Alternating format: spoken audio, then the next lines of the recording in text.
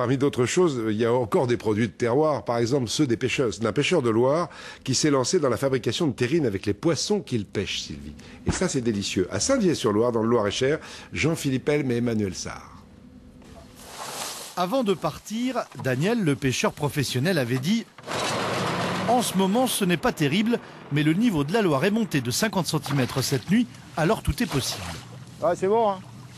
Et dès le premier filet, le ton est donné, la pêche sera bonne. Bah là, il y a du gardon, des brèmes, un petit silure. Ah, là, c'est plus intéressant, c'est un beau petit sombre. Et les trois hommes ne sont pas au bout de leur surprise. Oh putain, il est balèze celui-là.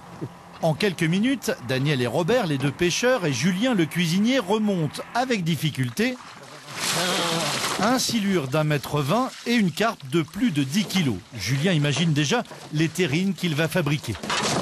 On est tributaire de la pêche, donc là ça faisait un petit moment qu'on n'avait par exemple pas fait de carpe, et puis là cette année on a refait un petit peu de carpe parce qu'on a eu des belles pêches et de silure également. Et ça se voit qu'il est cuisinier lui.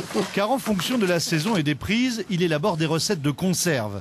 Aujourd'hui, terrine de cendre de Loire, 50% de la composition, et il faut d'abord lever les filets, puis les hacher. Et maintenant on va faire ce qu'on appelle une panade, c'est donc une préparation très simple, comme un petit peu comme lorsqu'on fait des quenelles, avec du beurre. Donc on y rajoute le vin blanc. Du cheverny, de la farine, jusqu'à obtenir une pâte, puis un œuf, de la crème fraîche, du thym frais, de la cardamome, le cendre. Il reste ensuite à cuire la terrine et le tour est joué. Julien propose ainsi une cinquantaine de recettes différentes.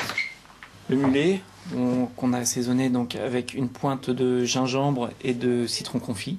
Carpe à l'oseille, silure aux tomates confites, une façon de remettre les poissons de Loire dans les assiettes des consommateurs et donner du travail aux pêcheurs. À l'époque où il faut économiser le pétrole, c'est une production qui se fait à côté de chez eux. Et si Julien est toujours le bienvenu à la pêche, c'est parce qu'avec ses bocaux, il est un peu l'ambassadeur des poissons de Loire. Et il sera aussi à la Villepinte pour ce salon de l'agroalimentaire.